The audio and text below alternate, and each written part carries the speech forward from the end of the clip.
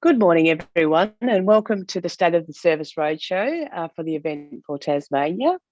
My name's Emma Tobias, and I'm an Assistant Commissioner in the Australian Tax Office in Hobart, and I'll be your facilitator for today. Firstly, I'd like to thank absolutely everyone for joining us today for what will be a fantastic session. Before we begin, I'd like to respectfully acknowledge the traditional owners on the land in which we meet today. I'm out on the lands of the Palawa people, and I would like to thank them for looking after such a beautiful part of Australia. And I'd also like to extend my respects to all of the elders across all of the lands in which we meet today. So let's now chat about our run through of how today will go. We're going to start with a bit of a trivia session, learning more about the public service and also about Tasmania. And then we'll move to our keynote address with our Australian Public Service Deputy Commissioner, Helen Wilson. And then we'll have a short panel discussion, and we're very, very keen to answer your questions as they come through. So all of the questions will be submitted through Slido, and what we will do now is share the QR code with you so that you can actually join in, first of all, the trivia questions and the panel conversations. There's a QR code that you should be able to see now on your screens in front of you.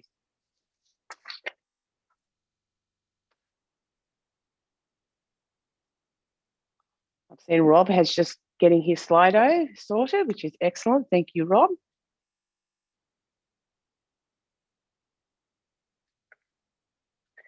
Okay, ready for our first question. So what is the most popular male name for the Australian Public Service in Tasmania?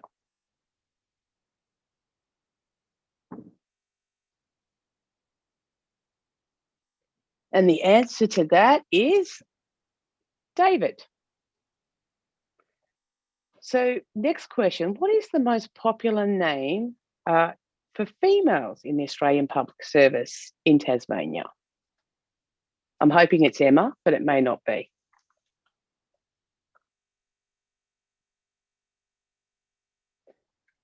The answer to the most popular female name is Sarah. Now, this might be a scary one for those of us in Tasmania, but what is the average age of Australian Public Service in Tasmania?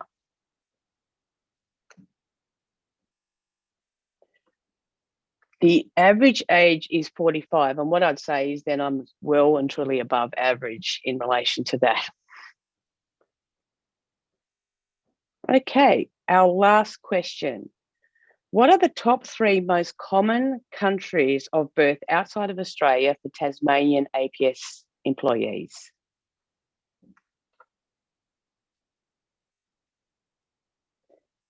And the answer to that is England, New Zealand, and Canada, all beautiful countries.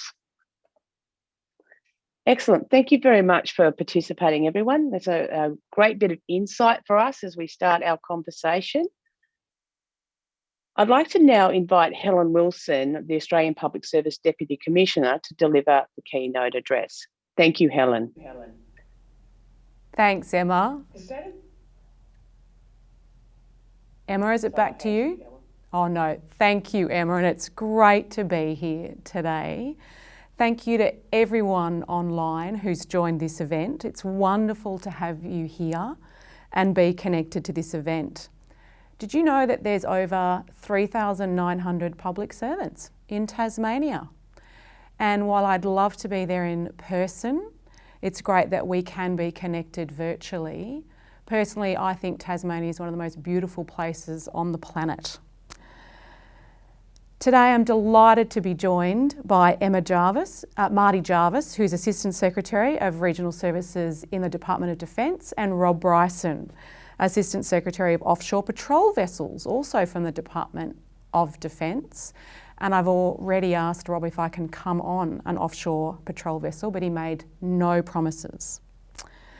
Together, we're here to answer your questions, provide insight into the opportunities and challenges facing the Australian Public Service. And that's where I'm going to start. The Australian Public Service is operating in an increasingly complex environment. It's due to a number of factors. We've got ongoing economic and social challenges post-COVID-19, natural disasters, recent geopolitical disruptions across the world, and we're also competing in an incredibly tight labour market. To address these and build a public service for the future, we want to make sure the Australian Public Service embodies integrity in everything it does, puts people and business at the centre of policy and services.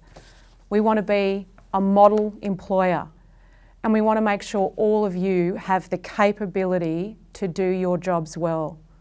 We're not perfect, but we will continue to build trust, to collaborate, to learn, to be a great place to work and meet those challenges of an increasingly complex and interconnected world. Today I thought I would touch on 4 things: the APS Academy, integrity, leadership, and then a few workforce issues, including mobility, diversity, and flexibility. The APS Academy, I hope most of you are aware of the wonderful Academy. It's one of the ways that we can continue to grow and develop as a public service. The Academy provides an integrated whole of service approach to learning and development for you. To do this, the Academy is really focused on equipping you with the necessary foundations to deliver great policy and services, these being what we call the APS crafts. All areas of the APS crafts are guided by APS values and ultimately help to contribute to the success of an individual's continuous learning journey. We all have a responsibility to commit to learning and developing our skills. And I really want to encourage all of you to stay curious, no matter where you are in your career. I encourage you all to head to the APS Academy website and see the wide range of courses that are on offer. There's a newsletter that you can subscribe to called My Academy, and that's going to give you regular updates and links to new courses and new training that is available. And I'm sure my wonderful team are going to put a link up now to the Academy in the Teams chat. I now want to talk about integrity. It's a core APS craft. It's fundamental to maintaining the trust of the community that we serve. There is no doubt the APS has a high standard of integrity and professionalism. But to safeguard this, we need to strengthen our integrity culture. The Commission, for example, has published an integrity metrics resource. And this really was designed to support agencies understand the integrity that they have, how to measure integrity, how to build that capability, and to help agencies make informed decisions on where to focus future effort. This really does help lift all of our capability to think about integrity, what it is, how we measure it, how we monitor it, and then how we report. Underpinning a culture of integrity is leadership, and we all need to lead by example. The new Secretary's Charter of Leadership Behaviours sets out the expectations we have for leaders in the public service. The Australian Public Service Commission manages a whole range of leadership and talent development programs, and we are about supporting not just current but emerging leaders. When I think about my journey, and particularly my time as an EL staff member, managers are managing increasingly diverse workforces in geographically dispersed locations. And as I said, you're managing teams in a digital age in an increasingly complex world. So how we support those emerging leaders is a real priority for the Australian Public Service Commission. Mobility. It's important to all of us, and we hear that often in the Commission, and I'm pleased to report that mobility across the Australian Public Service is increasing. In 21-22, we saw a 5.4% increase in ongoing staff taking up mobility opportunities on a permanent basis.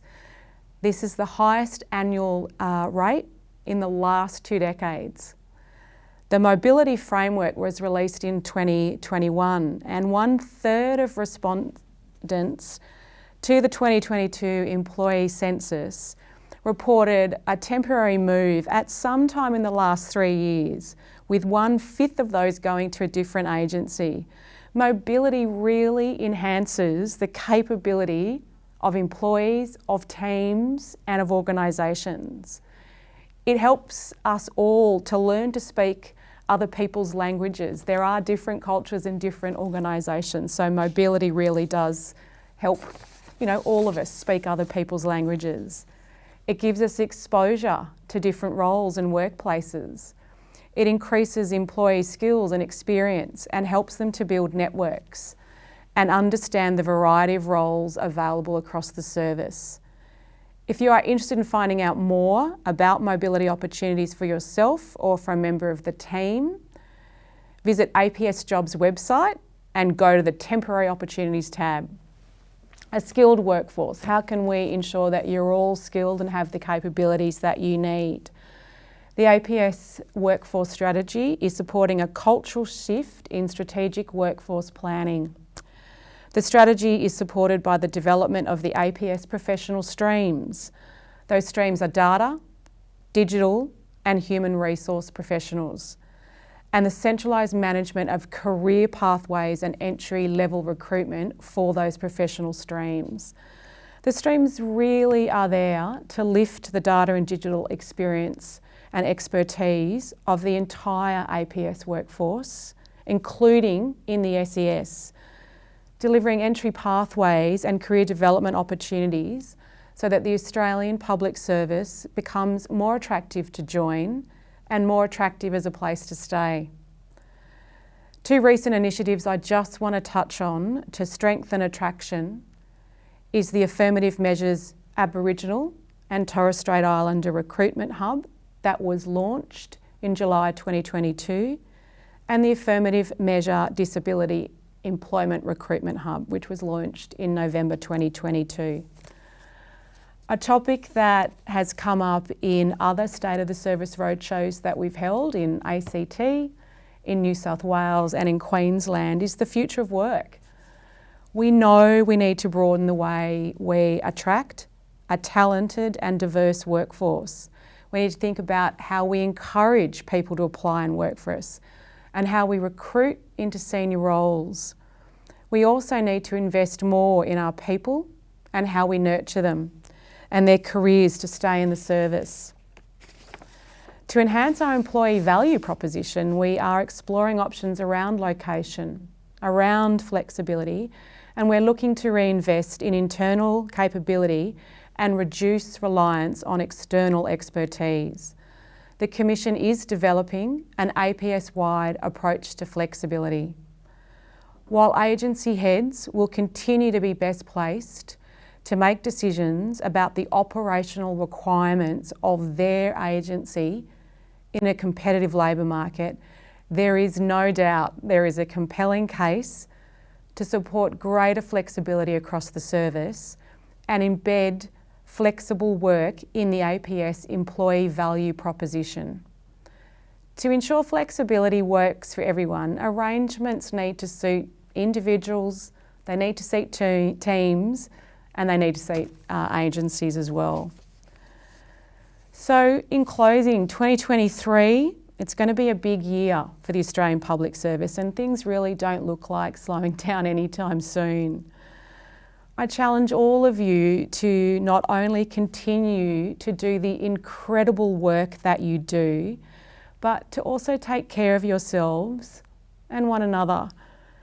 Thanks so much again for tuning in today, and I'm really looking forward to the discussion, and I think it's back to you, Emma. Thank you, Helen. And I think the challenges that you set for all of us are absolutely paramount, and I think all of us will take something away today that we will champion, engage in, and be a part of. So I really appreciate what you've spoken to us about today. So the State of the Service Roadshow is an annual occasion where us as public servants can get together, share ideas, perspectives and insights, and also share our lived experiences and the stories of our organisation and our journey through the public service. The Australian Public Service Commission has been capturing some of those stories, and we'd now like to show you a trailer from some of our fantastic public servants from across Australia telling us their perspectives. My name is Leanne. I'm based in Canberra. I work at the Department of Prime Minister and Cabinet, and this is my story. Hello, my name is Ben. My name is Sunam Safar. My name's Hannah. My name is Mohammed Al Abri. I'm Grant Nicholson. My name is Robin Edmonds. My name's Andrew Pfeiffer. Hey there, my name is Belle Hogg. My name is Megan Kopatz, and this is my APS story. So I got to talk to different agencies, see inside their cultures and their initiatives and what they were doing, and I thought, wow, there's so much going on in the APS. I really need to broaden my horizons. Starting out in service delivery, taking calls from Australians who were unemployed and hearing some stories that broke my heart, and that really started off a very rewarding time being able to help the Australian public, and that hasn't changed. There's plenty of opportunity around now. They've got a thing called a development register, that if you're interested in developing your career and working your way up from maybe as a team leader. I continue to learn and share all around government through the amazing communities that I've been involved with. There's a thing called the Digital Profession, and I'm running a visual scribing community. So we have local, state, federal, all kinds of different government agencies, departments that come together. The advice that I would give to people is do experience time in other organisations. It's well worth it to expand your horizons and to go and spend time discovering what other agencies do and sharing your talent around. But at the same time, if you're comfortable in the organisation you're adding value there is value for the organisation in you staying for a period of time in the organisation. Bring like-minded people together. We share webinars, we bring in speakers, and we hold events like clothes swaps. The next big event we're trying to hold is an APS-wide event for Clean Up Australia Day on the 5th of March 2023. We hope to see you there. I started up their neurodiversity network, which grew to 400 members in 1 year. And I was super thrilled that the ATO supported me in co-founding their network. And so we decided to bring people together for a bit of a meeting just to explore what it was that agencies were already doing, what they were maybe aware of, what they thought were opportunities and what they really wanted to learn. So we kind of wanted to have this exploratory meeting just to, I guess, gauge the level of interest and maturity, if you will, right, with neurodiversity awareness and inclusion across the APS. So there was so much support because I was at the learning stage. People were there to support me, help me, gave me like the network and development opportunities, but within APS 6 is something I have to find on my own. But it's really amazing and challenging for me because this was something I was looking for, that where I can challenge myself, get out of the comfort zone, and maybe an inspiration for others. My highlight was definitely the evaluation workshop I led, because it directly led to the agency changing its HR processes in a meaningful way, so I thought it was very impactful. My key takeaway from this whole experience working on the project is that each and every person has power to create change.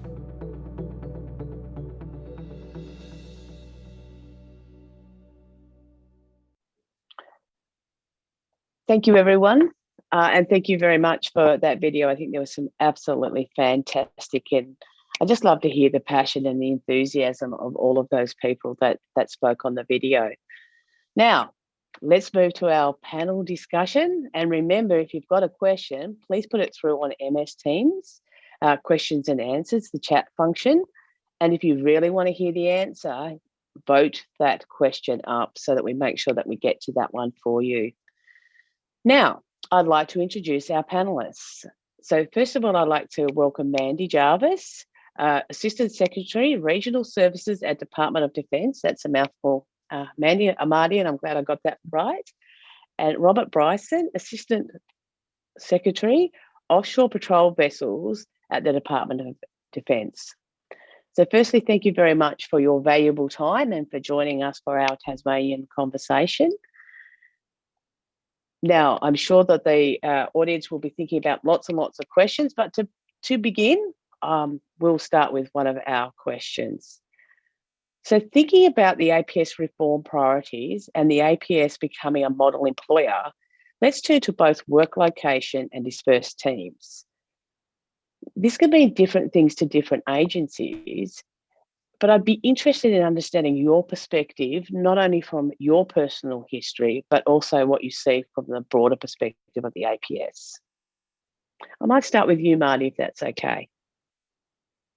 Thank you, Emma, and good morning, everybody.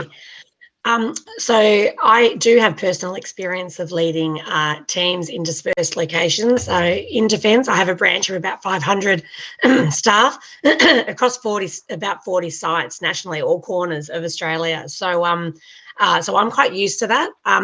A successful team dispersed comes from having good communication.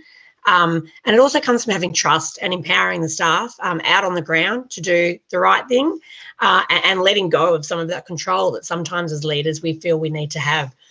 COVID has also given us a lot of benefits and a lot of value in learning how to lead dispersed teams. But I think all of us have accountability for ensuring that we're communicating the right messages at the right time to the right people. And all of us, APS up to secretaries, are accountable for that.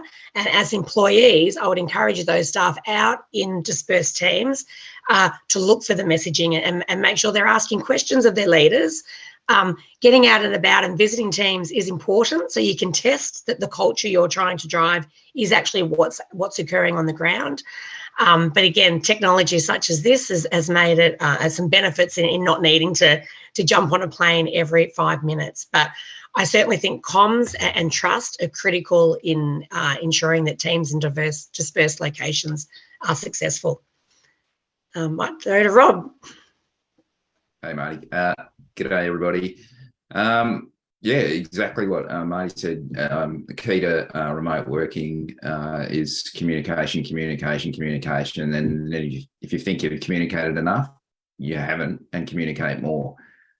And remote working and management of and working with people doesn't lend itself to micromanagement. There's not enough hours in the day, and there's not enough brain cells in your brain to actually kind of look at after multiple teams across multiple environments. And from my personal experience, I've been remote managing teams for the last kind of 30 years, from working in the Pilbara, looking after iron ore vessels, to actually writing whole of government remote working policy for the Western Australian government in the .com era of like the 2000s, early 2000s. And then the funny thing about that is we had to have a global pandemic for us to actually really start remote working. So it was good to see that we were talking about it 20 years ago, but it took 20 years for us to actually do it.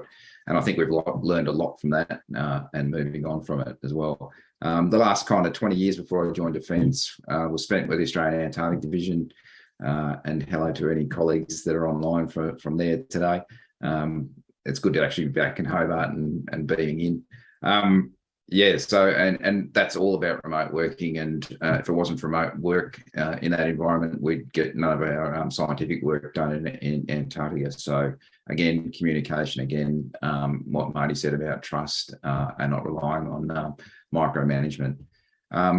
And it's the way of the future. I mean, as Helen was referring to in about the kind of employment market we're in now, people have experienced it, they've lived through it, and they have certain expectations. And the only way that we can manage those expectations is to continue to be flexible and be able to offer that opportunity, or else people will go elsewhere. Yeah, it's fantastic. fantastic perspectives. And I think that message of communication is so very important, but it's also that understanding of perspective as well. I think some of the points of friction I've seen, for example, is that people are trying to communicate, but they just don't understand each other because they haven't seen each other, spent time with each other. And how do you build that, that trust and that purpose? And sometimes it's about sharing how you think and how you act. And but I think it's really kind of complex, isn't it? Because you've got to make sure that you're creating those meaningful engagements in a way that actually works for your people. And working right across the country. I couldn't even imagine trying to get something to Antarctica, Rob. So very, very complex set of circumstances. And that probably leads to my next question while we wait for the audience voting to continue. So if we think about what Helen was saying about leadership and leadership matters, how have you built a culture of inclusion in the areas that you've worked? And I might start with you, Rob, this time. Yeah, thanks, Emma. 2 words I'd throw on the table with regards to this. It's connection and empathy. I'm not going to go into all the other kind of mantras and all that kind of stuff, but like inherently we're a people kind of focused, animal. We work in groups. If you need an easy book to read and you're on an airplane somewhere, read *Sapiens*. It goes into all of that and the history of human evolution and society and all that kind of stuff. And at the kind of part of that is that connection thing. So maintaining connection. And I'll refer to a couple of books here. And if you are also kind of bored as well, there's another one that's called Good to Great. It's about 23 years old. Talks about and it's based on studies of Fortune 500 companies and ones that last. And one of the key components of that is leadership, and leadership based on connecting and communicating and being visible and present. And I think that's a kind of a key one. And when you have that connection and when you're visible and when you're present and when you make yourself available, you understand what's going on in the organisation, and you can actually pivot and you can actually respond to problems as they come up and deal with them. So and also one thing that sometimes doesn't get enough credence is empathy and being able to understand people's reality. People sometimes walk around in their own line of view of reality and all that kind of stuff. And everybody's view of reality is different. So you have to connect with people. You have to understand where they're coming from. And you can shape your leadership style to respond to it, to be agile and to be flexible and to deal with those situations. And that becomes, quite apparent in remote environments and remote working as well. So that's your connections there as well. So it actually kind of makes it a little bit harder when you're only dealing in a digital and virtual environment. So that's where that kind of visible leadership and that connection needs to happen. And it's also key to inspiring others to bring their diverse ideas and to joining your organisation. When you've got an open mind and you're empathetic and you understand their background and how they work, then that kind of leads to good outcomes. That's a couple of my points, and I'll throw over to Mardi. Thanks, Rob. So agree with everything Rob has said. Some of the things that I have been doing over the last 3 years in my branch is really building a culture of vulnerability and of two-up feedback. So letting staff feel empowered to actually give feedback, which can be quite challenging. So being open to that. We have formal two-up feedback twice a year. So when I'm going into discussions with my directors, I know exactly what the staff under them think of them, both positive and constructive. And similarly, my directors give two-up feedback on my performance and behaviour. I think that's really important. And then I think it's important to play that back to teams so that they feel like their voice is being heard, not just listened to, but being heard. We've also built a culture of empowering our staff, and through the APSC staff census that we do every year, we spend a lot of time analysing that feedback and then conducting workshops with our team. This year we have 4 key areas that we've got action plans. but those action plans are driven from the bottom up. So we ask staff to nominate, so if it's health and wellbeing, we will go out and say, okay, tell us what you're not getting from health and wellbeing, tell us what you need, and they actually develop the action plans. So I think that's really, really important. It's quite easy for me to say what I think is a great idea, but that might not resonate with my teams down in Hobart or up in Cairns. So things like International Women's Day, International Day of People with a Disability, and Mental Health Week, those programs are driven from what staff are telling us they would like out on the ground. Another really important one, and it's one of the leadership behaviours, is valuing our staff. And that means it's different for every people. I'm a bit of a peacock. I like overt, recognition, but we've got many people in our team who just come in every day, get the job done. They're a bit of a quiet achiever. So we do have a quiet achievers assistant secretary award, and we give that to them a little bit more privately to acknowledge the good work that they're doing. When we speak about the value proposition, valuing our staff is critical. I think we can pay them all the money in the world. We can give them fantastic conditions, but if they don't feel valued in a way that's important to them, we will lose them. So I think agencies should really focus on how they are rewarding and recognising their staff. And that's not, and very rarely is it actually a monetary value. It might be setting them off on a learning opportunity, giving them some exposure to another agency and seconding them. Or just taking them out for a cup of tea and saying, well done. So I think as leaders, we have an accountability to really value our staff. And there's some of the things that we have been doing in our branch. Absolutely fantastic perspective. So I think some of the things I'm hearing across both of you is it's that overt, tangible daily actions. It's about actually committing to and hearing perspectives. And we're not always the smartest people in the room, so that diversity of knowledge and skill and talent makes a huge difference. And I think finally, if we ask for something like feedback, we embrace it. I have witnessed where somebody might ask for feedback but really don't want that feedback. So if we're going to do something, we do it and we mean it. And I think they're really, really important perspectives. And that whole concept of what flexibility and what is that employee value proposition is our first question from our audience. And they're interested in both of your perspectives on flexibility, including working from home. And so what they're seeing out in the private sector is there is an increased flexibility, but perhaps within the public sector, that flexibility isn't quite as clear. So they're keen to understand how, as agencies, we will attract and maintain and support and build our talent. Who would like to go first? I think Mardi would love to go first because I took myself off mute first. So look, one that I do feel particularly passionate about, Emma, so if I have any of my team on, they will have heard this message before. So flexibility absolutely is king. And as Helen mentioned before, the APSC Commission is looking at an approach to flexibility. But I do think we need to be really, really clear here. Yes, we say flexibility needs to work for the individual and the business area. And we need to come to a mutually beneficial and agreeable arrangement. There are some jobs that whilst technically it could be done working from home or working in a location other than your usual place of work is the phrase that we use, because in defence, my day of work yesterday was the Avalon Air Show. Tomorrow it could be out on a range. So we do talk about other than your usual place of work. But as someone who was locked down for 2 years in COVID in Victoria, you cannot underestimate the value of actually coming together with your broader team, occasionally, regularly, I won't mandate what that looks like, to build culture and to improve communication.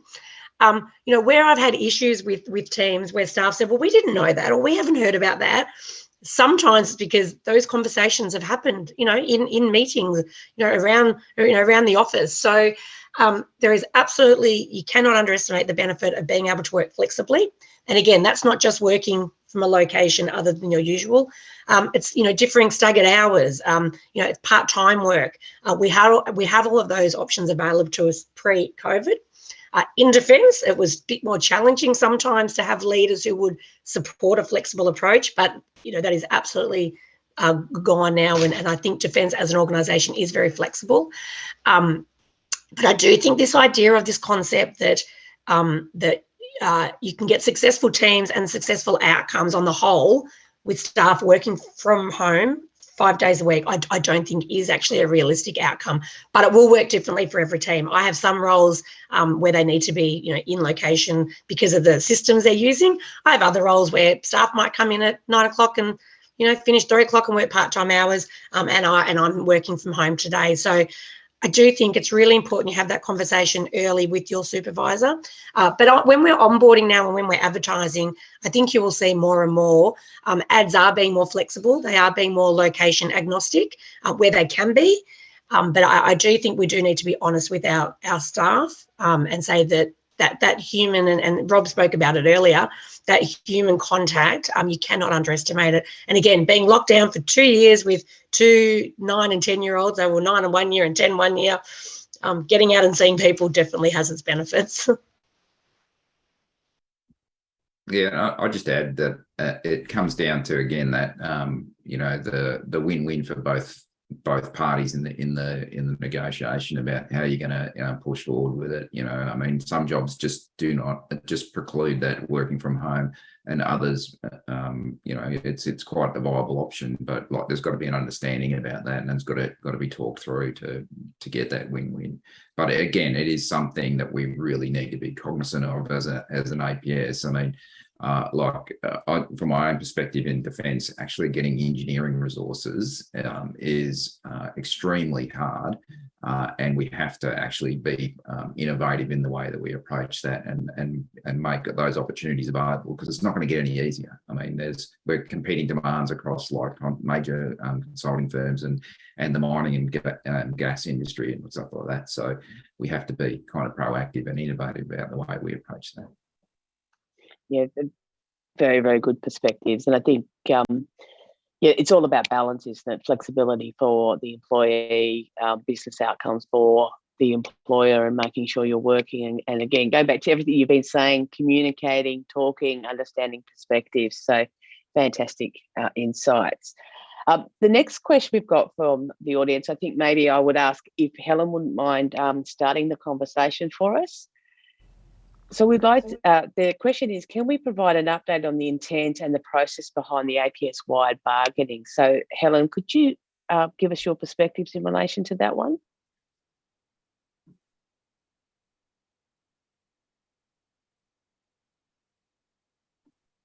The government is committed to a fair and equitable pay rise for all APS employees.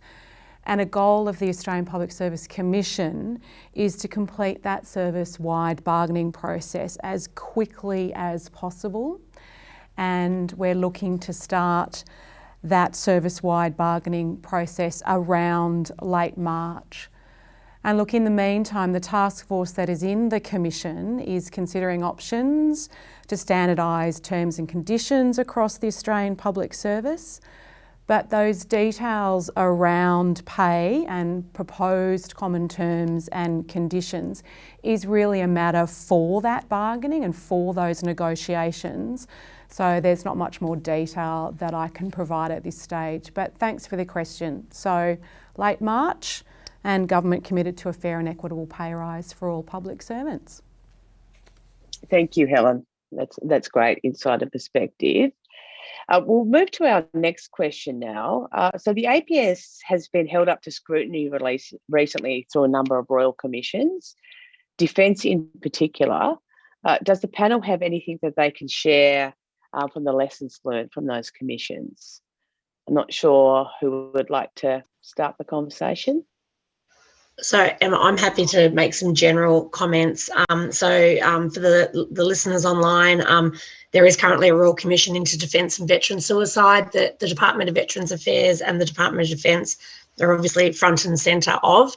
There has been an interim report that was handed out in August last year with 13 recommendations. I'm actually the Defence lead on implementing 3.5 of 5 of Defence's reforms, and we actually went live today. So I just think, having Royal Commissions just show us as public servants how critical it is, and Helen mentioned this in her opening comments, about record taking and briefing up and being courageous and bold. As SES leaders, we are asked to give frank and fearless advice, and I think it's really important that we continue to do that.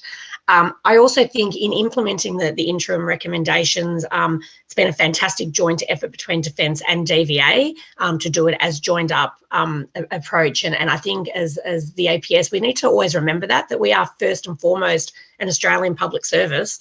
We're secondly, working in our departments. So I just think whenever we're responding to, and it doesn't have to be responding to a Royal Commission, but whatever it is that we're responding to, I think it's really important that we remember that. If I can just pivot, if you will indulge me for a moment, last year, you'll be aware through the federal election, we set up a secure telephone voting system led by the AEC, but brought together about 6 or 7 agencies, including Taxation. In Tasmania, we had a centre set up there with Services Australia, Tax and Defence. Again, I was the Defence lead on that, and that was an amazing example of the Australian Public Service coming together. We had 70,000 Australians that were able to cast their vote through that secure telephone vote. And we only did that because people lifted up and out of their agencies, parked work. We got backlogs in calls and backlogs in our day-to-day business to support that. So I just think it's really, really important that we remember that. And I guess the final thing I would say on that is you probably never want to front a Royal Commission. I haven't done it, but my FAS did. We had to support her with all of the information. And we were really well placed to do that because of the great record keeping that our staff had. So just a little plug for Defence and DVA. Some of our implementation of the recommendations have gone live today, and you will see some formal announcements later in March from Minister Keogh. So we're very excited about that. Thanks, Mardi. And I think it goes back to the messages Helen was giving us right at the start, isn't it? So as public servants, we have deep integrity. Any business, good governance, good record keeping, making sure that we are aware of the decisions we make and the forums that we're using, but also not just looking within our own patch. And I really love your example of when, and I think they're my proudest moments in my career, when you step up out of your agency and you do something for the community, which is what we're here to do as public servants, and you respond in those moments. The natural disasters, all of those things, when you're standing up and supporting the community when they need us most, is why we are here. And what is really, really important is that we always display that passion, that integrity, and that commitment to public service versus our agency or what our agency is there to do. So no, that was fantastic insights. Our next question from the group is one that I think is something that we're all as agencies turning our mind to. And I know that the Public Service Commission have done a lot of really fantastic work in relation to this. And before I ask the question, I will say that one of the magic moments of my year last year was actually working with the Public Service Commission on the affirmative measure recruitment for disabilities. And as a disability champion in the ATO, it was fantastic to see that final resource. And I think the difference it's actually going to make to the experience for our candidates who apply. So the question is, what changes to the recruitment process do you see will occur, taking into consideration universal design principles, removing barriers to applicants? So I'd be interested to see from your perspective how you have been looking at things like inclusion and removing those barriers. I think we all know how terrifying applying for a job is. So what are the learnings from your area? I'm not sure, Rob, if you'd like to go first, or Mardi.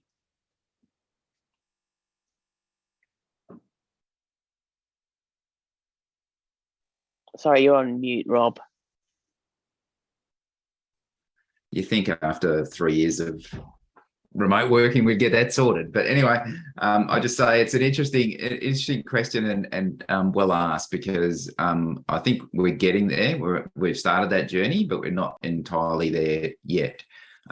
In my case, I just think about the engineering areas and looking at people with like autism and what they would bring to that kind of scenario as well is something that we really, really need to kind of look at and see how we can empower our processes to attract those people and delve into it.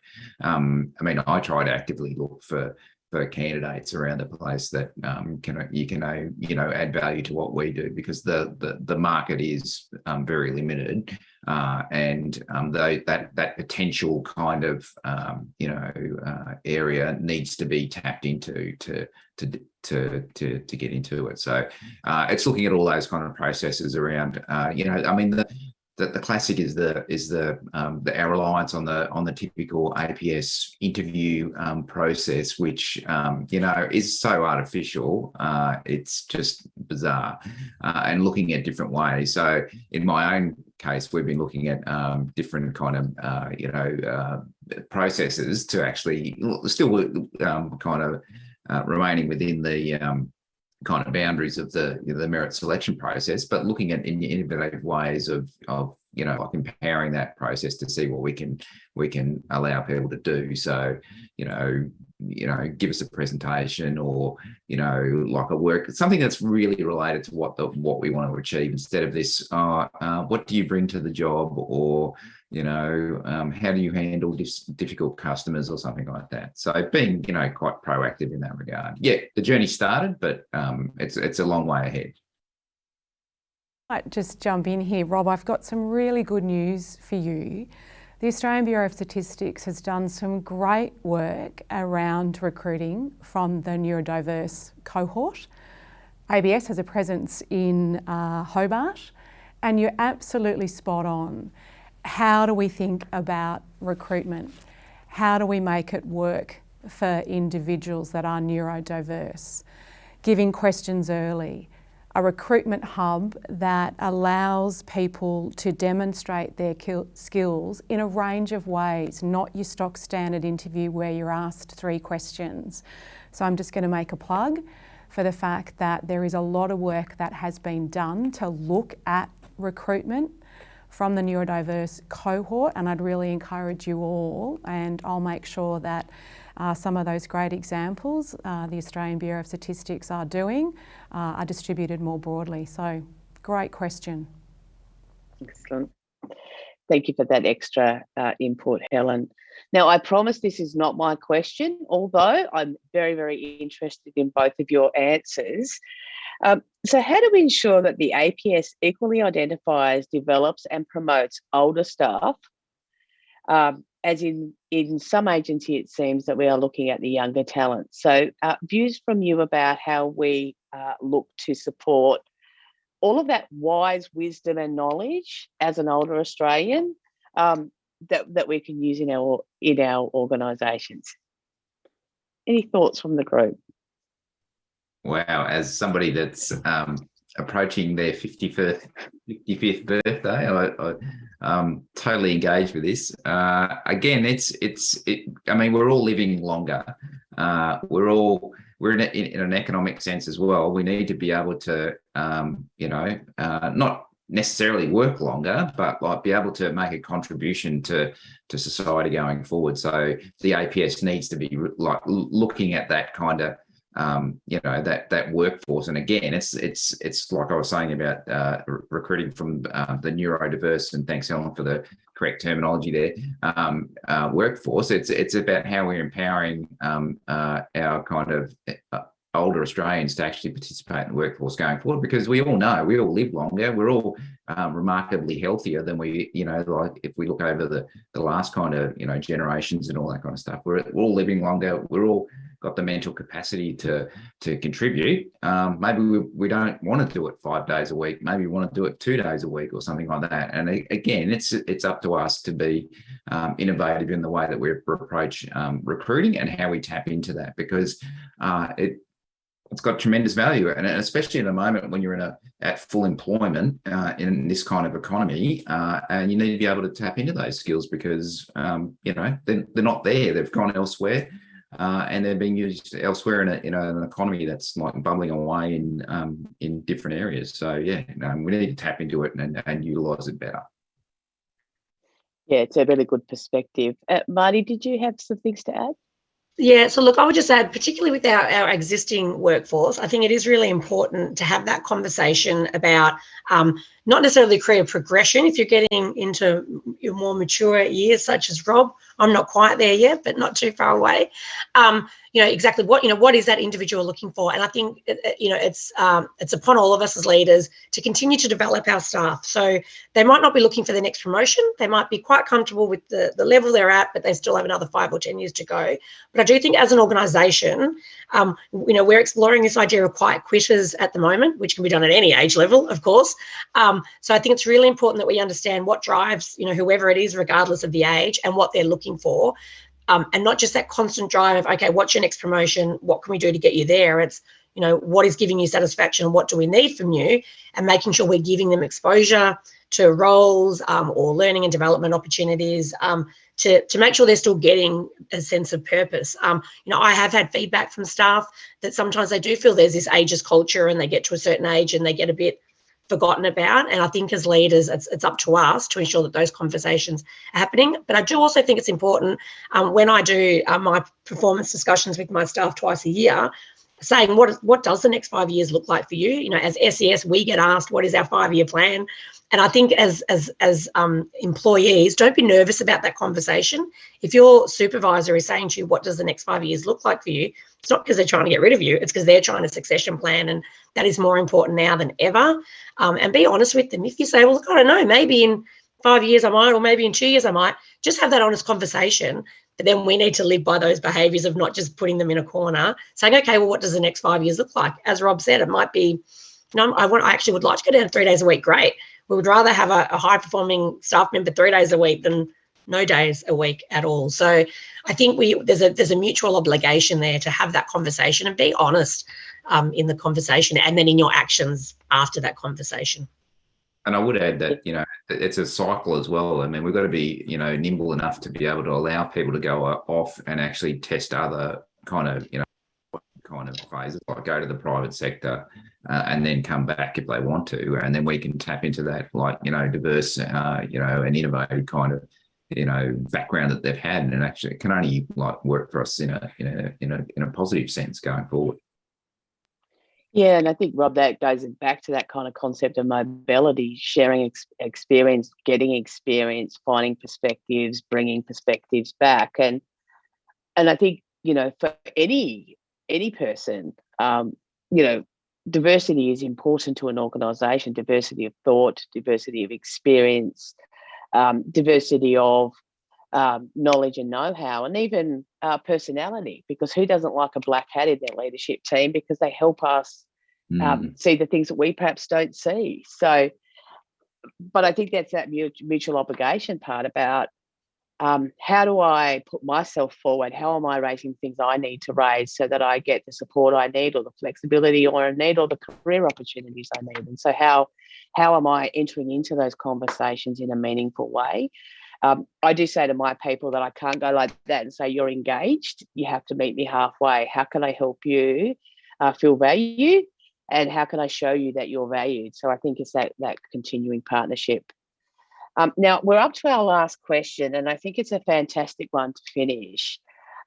So the question we've got, and I've just lost my Slido question, so this is from the top of the head here.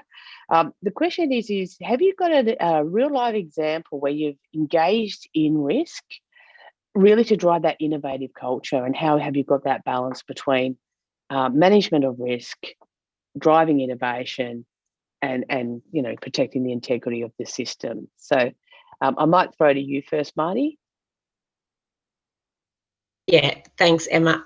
So look, we're doing that right now with the work we are doing on the Royal Commission. We are fundamentally changing the way current and ex-serving members access their information. And Defence and DVA, they're quite separate organisations, different cultures, and Defence in itself is its own ecosystem of cultures. So we are being quite blue sky thinking in the what we're implementing, and we're working very closely with all of our groups and services to get them on board. But that has been challenging, and we've had to be, I guess, brave and call out where we think things aren't working, and get the support of our senior leaders. Because there wouldn't be a Royal Commission if things were working well, right, is sort of the so what. But that's probably the riskiest thing at the moment. We are feeling it. and we will continue to fill it for the next 18 months while the final report is handed down. But I think the important thing is identifying the risk, calling it out very early about here is the risk, and being overt with that. You can't hide it, call it out, mitigate it as best you can. But the key thing I will leave on, and my FAS preaches this all the time, is don't be the most senior person in the room that knows a problem. So, we say to our staff all the time, if you've got bad news, just tell us now. Don't you carry that with you. We'll do that for you. So I think I always keep that when I get something come to me, when I'm thinking about risk, I think, right, someone else needs to know this. So I would leave that as my key takeaway. Thanks, Emma. It's a fantastic takeaway. Rob, did you want to share your thinking? Just a quick one. Working in remote environments dangerous environments like the Antarctic, where you got more, you've got more chance of getting rescued from the International Space Station than you do from Mawson Station in the middle of winter. It's a daily thing, and it's not to say that we don't all engage with risk on a daily basis, but the consequences in Antarctica are pretty bleak if you get it wrong. I would say that we had pretty good processes to actually look at things, and a great achievement I think recently, if people look it up, is we've sent 500-ton tractor train up onto the plateau in Antarctica, 1,200 kilometres from Casey, to drill 3 kilometres into the polar ice cap to recover a 1,000,000-year ice core. There's a lot of risk in that, and a lot of engineering and a lot of planning that goes into it. So and it's a good example, and it's an interesting example. We talk about Royal Commissions and all the the kind of trigger points and the bad news that comes out of that. There's a lot of great things in the APS that we do that we don't even hear about and we don't talk about, and it's quite sad actually, because we, as a species, we come straight to the negative rather than thinking about all of it, and that's all to do with our lizard brain and our fight and flight response. But yeah, so we've got to celebrate more the good things that we do as a public service. That's a fantastic way to finish. I think you're spot on. I think sometimes we focus on the things that don't go right, but all of the things that do go right every single day. And just to imagine what you work through in Antarctic Division and also Defence, they're not little things that you're managing, and you're managing them seamlessly and quietly behind the scenes. So it's an incredible piece of work. So that leads us to the end of this session. And firstly, I'd just like to thank the audience for some absolutely fantastic questions. And for the person who asked the one about the older Australians, I will pay you later. But no, it was really, really fantastic. Thank you very much for engaging with us. It would have been very difficult if we were just talking to ourselves, but talking to you about what matters to you is why we are here today.